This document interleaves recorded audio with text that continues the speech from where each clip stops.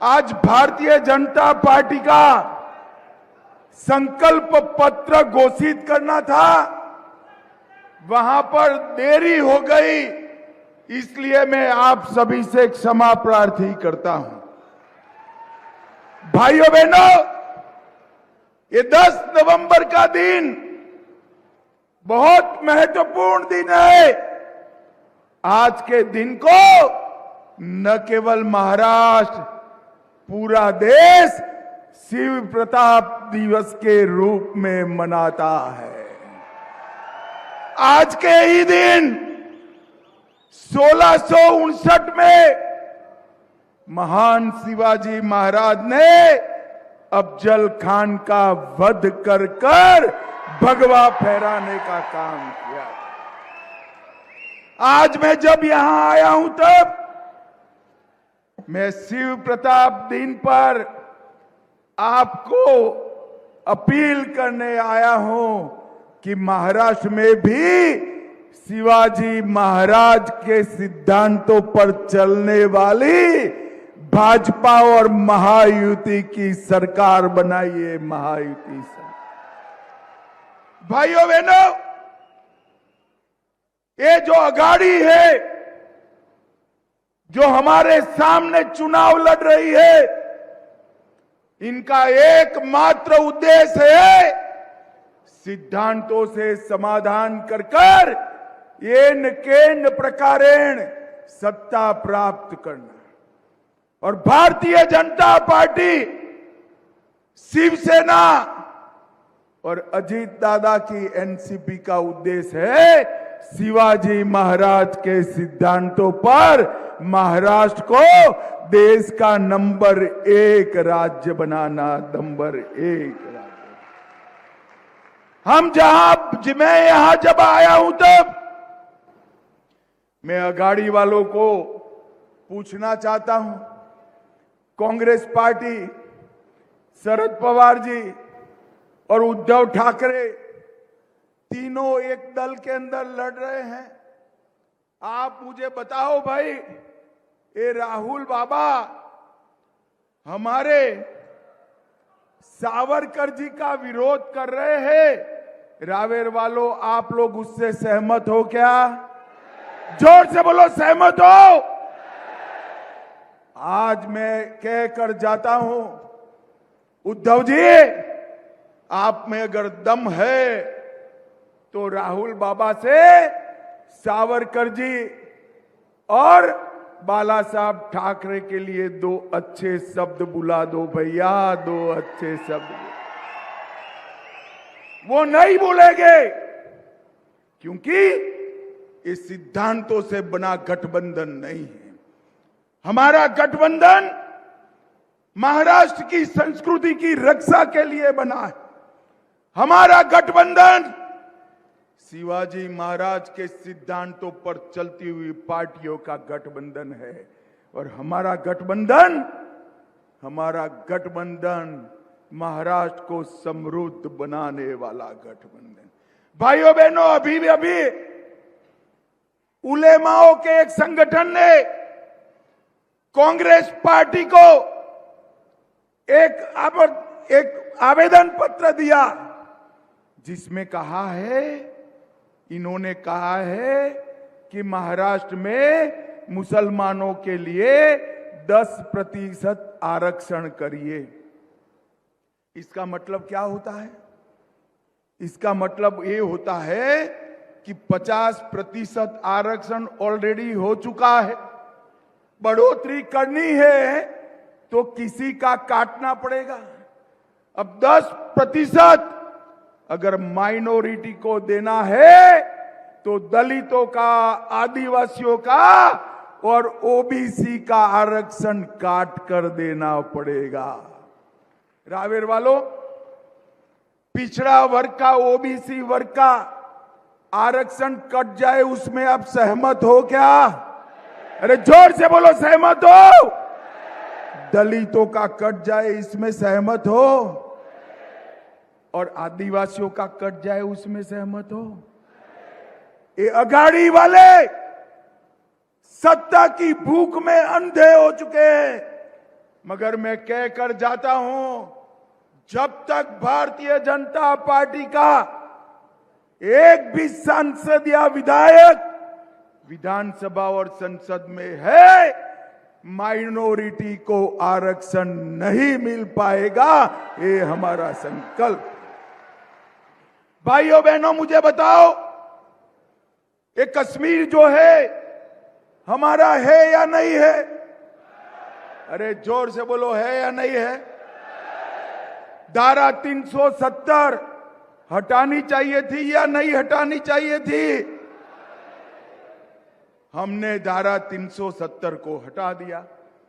मोदी जी ने आजादी के बाद सबसे बड़ा फैसला लिया, धारा 370 हटाने का। इसका बिल लेकर जब मैं आया संसद में, ये सारे कांग्रेस, शरद पवार की पार्टी, ममता, ये अपने अखिलेश यादव, स्टालिन, ये सारे काऊ काऊ काऊ काऊ काऊ काऊ काऊ काऊ कर, वो कह रहे थे मत हटाइए भाई। मैंने बोला क्यों न हटाए? तो उन्होंने कहा खून की नदियां बह जाएगी। अरे राहुल बाबा, 6 साल हो गया, खून की नदियां छोड़ो, किसी की कंकड़ चलाने की हिम्मत नहीं है कंकड़ चलाने।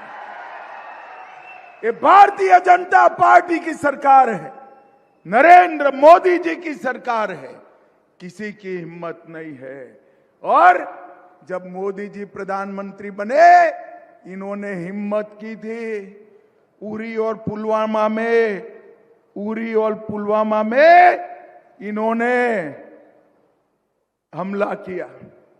पहले तो हमला करते थे तो कुछ नहीं होता था, मगर इस बार हमला किया, उनको मालूम नहीं पड़ा कि मोदी जी अभी प्रधानमंत्री है। भाइयों और बहनों, 10 ही दिन के अंदर पाकिस्तान के घर में घुसकर सर्जिकल स्ट्राइक और एयर स्ट्राइक कर आतंकवादियों का सफाया करने का काम हमारे नरेंद्र मोदी जी ने। ये अगाड़ी वाले तुष्टीकरण के लिए देश की पूरी सुरक्षा को पर ताक पर लगाए हुए। भाइयों बहनों, मैं आज आपको कहने आया हूं, ये अयोध्या में राम मंदिर बनना चाहिए था या नहीं बनना चाहिए था? अरे जोर से बोलो रावेर वालों, बनना चाहिए था या नहीं बनना चाहिए था? कांग्रेस पार्टी ने, शरद पवार जी ने 70 साल तक राम मंदिर को लटका कर रखा, अटका कर रखा, भटका कर रखा। आपने 2019 में मोदी जी को प्रधानमंत्री बनाया। मोदी जी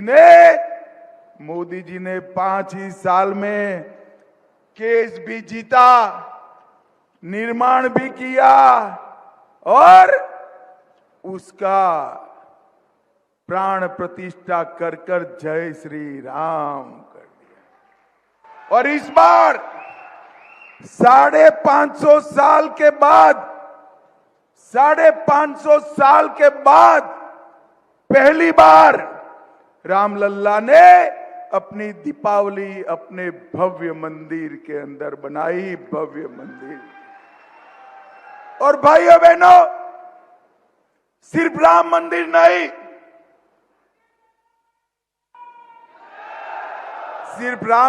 नहीं, मोदी जी ने औरंगजेब ने तोड़ा हुआ काशी विश्वनाथ का कॉरिडोर बनाया और सोमनाथ का मंदिर भी धड़ल्ले से सोने का बन रहा है। ये भारतीय जनता पार्टी की सरकार है। भाइयों बहनों, जब हमारी यूपी सरकार ने, एकनाथ शिंदे और देवेंद्र जी ने औरंगाबाद का नाम जब महाराज संभाजी के नाम पर रखा तो ये अघाड़ी वाले इसका विरोध करते थे। हमने 370 हटाया, ये विरोध करते थे। राम मंदिर बनाने का ये विरोध करते थे। ट्रिपल तलाक हटाने का ये विरोध करते थे। और मोदी जी अभी अभी वक्फ कानून में संशोधन लेकर आए हैं, इसका भी ये विरोध कर रहे हैं। रावेर वालों, ये वक्फ कानून बदल देना चाहिए या नहीं बदल देना चाहिए? अरे जोर से बोलो, बदलना चाहिए या नहीं बदलना चाहिए? अभी अभी कर्नाटक में गांव के गांव वक्फ की संपत्ति कर दिए। कई मंदिर, किसानों की भूमि, गांव वालों के घर वक्फ की संपत्ति हो गया। और पवार साहब, हमें आपकी मंशा मालूम है। अघाड़ी सरकार बनते ही महाराष्ट्र में भी इसका आप रिपीटेशन करने वाले हो। मगर आप लोग चिंता मत करो, मोदी जी ने तय किया है संसद के अंदर वक्फ कानून को बदलकर ये अधिकार वक्फ बोर्ड के पास नहीं रहने वाला है। नहीं भाइयों बहनों, ये अघाड़ी वाले कहते हैं कि हम महाराष्ट्र का विकास करना चाहते हैं। 2004 से 14 केंद्र में और महाराष्ट्र में अघाड़ी की सरकार थी। सोनिया, मनमोहन सिंह, शरद पवार तीनों केंद्र में थे। यहां पर भी उनकी सरकार थी। मुझे अघाड़ी वाले जरा जवाब दे, 10 साल में आपने महाराष्ट्र के लिए कितना रुपया दिया? भाइयों बहनों, रावेल वालों, देना चाहिए या नहीं देना चाहिए हिसाब जरा? अरे जोर से बोलो, देना चाहिए या नहीं देना चाहिए? वो नहीं देते हैं, कोई बात नहीं, मैं लेकर आया हूं। 2004 से 14 तक पवार साहब आपने महाराष्ट्र को 1,91,000 करोड़ रुपया दिया। सिर्फ 1,91,000 करोड़। कितना दिया भाई? जोर से बोलो, कितना? और मोदी जी ने, इन्होंने 4 से 14 1,91,000 करोड़ दिया। मोदी जी ने 14 से 24 में 10,15,890 करोड़ रुपया महाराष्ट्र को दिया। ये अगर वोट मांगने आते हैं तो रावेर वालों, इनका हिसाब पूछना। भाइयों और बहनों, उत्तर महाराष्ट्र के लिए हमने ढेर सारे काम किए हैं। 50 साल से लंबित नीलमंडे डैम का काम हमारी सरकार ने पूरा किया। नार पार गिरना परियोजना, इसका काम चालू किया। नासिक पुणे रेलवे को स्वीकृति दी। 55 लाख किसानों को हमने उत्तर महाराष्ट्र में 12,000 रुपया हर साल देने का निर्णय किया। और फिर से यूटी की सरकार बना दो, 12,000 का 15,000 रुपया किसानों को मिलना शुरू हो जाएगा। 1150 करोड़ से 1600 किलोमीटर सड़क उत्तरी महाराष्ट्र में बनाई। 67 लाख गरीबों के बैंक खाते खोले गए। 16 लाख गरीबों के घर में नल से जल पहुंचाया। 11,35,000 गरीबों के घर में एलपीजी सिलेंडर पहुंचाया। 67 लाख गरीबों को हर महीना 5 किलो अनाज हर व्यक्ति को देने का काम किया। 67 लाख लोगों को 5 लाख तक का पूरा आयुष्य का खर्चा हमने दिया। 16 लाख घरों में शौचालय बनाए और पीएम जनधन योजना के तहत भी ढेर सारे काम किए। यहां बहुत सारी बहनें भी आई हैं। लाडली बहन योजना का 1500 का चेक आता है या नहीं आता है? जरा जोर से बोलो, आता है या नहीं आता है? ये अगाड़ी आएगी तो बंद कर देंगे। इन्होंने इसका विरोध किया है, मगर चिंता मत करो, मैं पूरे महाराष्ट्र में जाकर आया हूं। महायुति की सरकार बनने वाली है, महायुति की सरकार। और महायुति की सरकार बनते ही आपका 1500 रुपये को बढ़ाकर 2100 रुपया करने का काम भारतीय जनता पार्टी करेगी। पीएम किसान के जरिए हर किसान को 15,000 देंगे, 20% एमएसपी बढ़ाई जाएगी, वृद्ध, विधवा और दिव्यांग का पेंशन 1500 रुपये से बढ़ाकर 2100 रुपया किया जाएगा। एक बहुत बड़ी अमाउंट मूल्य को, कीमतों को कंट्रोल करने के लिए सुनिश्चित की जाएगी और 25 लाख नौकरियों का सृजन हर साल करने का काम भारतीय जनता पार्टी करेगी। 10 लाख विद्यार्थियों को 10,000 ट्यूशन फी देंगे। 45,000 गांव में पनडन सड़कों का निर्माण करेंगे। आशा वर्कर और आंगनवाड़ी वर्कर को 15,000 का वेतन और स्वास्थ्य का बीमा देंगे और विजन महाराष्ट्र के तहत 100 दिन में महाराष्ट्र को भारत का नंबर 1 राज्य बनाने का कार्य योजना भी। भाइयों बहनों, ये लोग आरोप लगा रहे हैं कि महाराष्ट्र में उद्योग नहीं आ रहे। मैं आज अघाड़ी के लोगों को जवाब देना चाहता हूं। जब आपकी सरकार थी, उद्धव जी मुख्यमंत्री थे, तो एफडीआई में महाराष्ट्र 4थे नंबर पर गिर गया था। देवेंद्र जी उप मुख्यमंत्री बने, एकनाथ जी मुख्यमंत्री बने। 2 साल से पूरे भारत में सबसे ज्यादा एफडीआई अगर कहीं आता है तो अपने महाराष्ट्र में आता है। इन्वेस्टमेंट में नंबर 1 पर महाराष्ट्र। माताओं, भाइयों, बहनों, ये अघाड़ी सरकार महाराष्ट्र का भला कर नहीं सकती।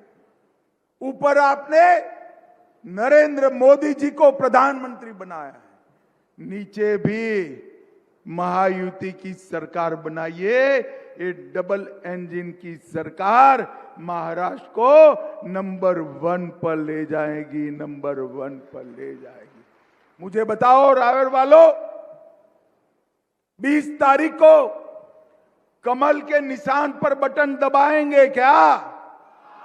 अरे ऐसे नहीं बोलते भाई, जरा जोर से बोलो, दबाओगे क्या? सारे विधानसभा के प्रत्याशी आगे आओ जरा।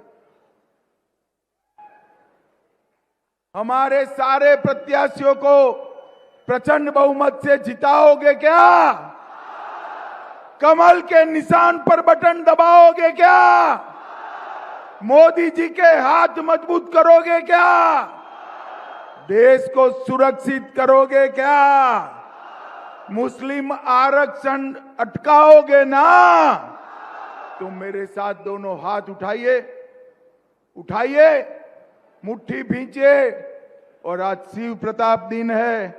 मेरे साथ जोर से बोलिए, जय जय जय जय जय शिवाजी, जय जय जय जय जय भवानी, भारत माता की। यहां पर डॉक्टर गुणवंतराव जी भी आए हैं। उन गुणवंतराव जी का स्मृति दिन है। हमारे पूर्व सांसद गुणवंतराव जी को भी मैं प्रणाम कर मेरे भाषण को समाप्त करता हूं। आप सभी का बहुत बहुत धन्यवाद। एबीपी माझा, उघडा डोळे बघा नीट।